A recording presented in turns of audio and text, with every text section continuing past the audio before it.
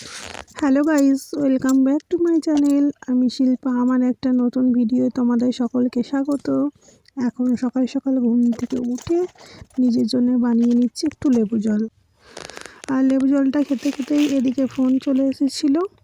আমি মিশো থেকে একটা শাড়ি অর্ডার করেছিলাম, সেই শাড়িটা এসেছিলো, তার জন্য নিচে চলে গেছিলাম শাড়িটা নিয়ে আসার জন্য।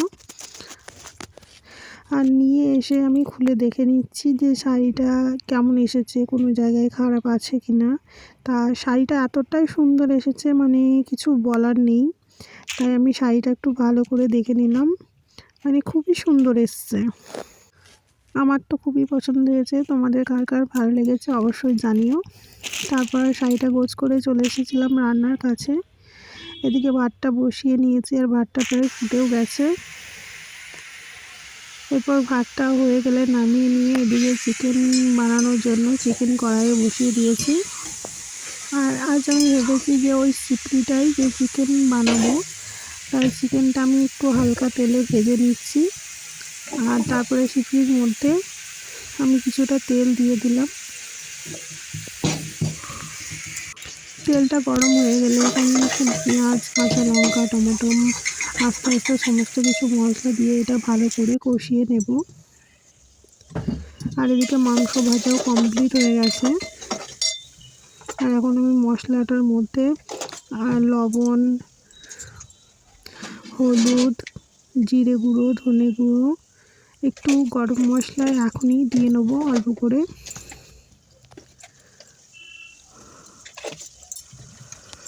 সমস্ত রকম মশলা দিয়ে ভালো করে মাংসটা কষিয়ে নেব।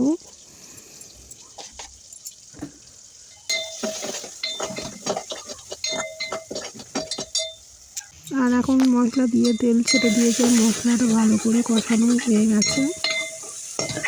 এর মধ্যে এবার ভেজে রাখা মাংসটা ঢেলে দেব।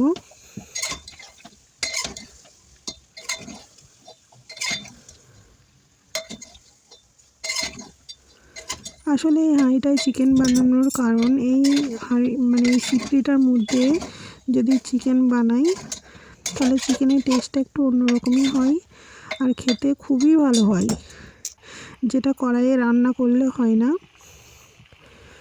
আর চিকেন যেহেতু ভালো করে না কষালে, ভালো করে রান্না না হলে খুব একটা টেস্ট লাগে না, তাই চিকেন রান্না করতে বেশ কিছুটা টাইম বেশি লাগে। এভাবে কষিয়ে ভালো করে কষানোটা ভালো করে হয়ে গেলে জল দিয়ে ফুটিয়ে নেব ভালো করে, যেহেতু আজ মাংসটা জলজলই করবো। আর আজ রান্না কমপ্লিট। চলো বাই।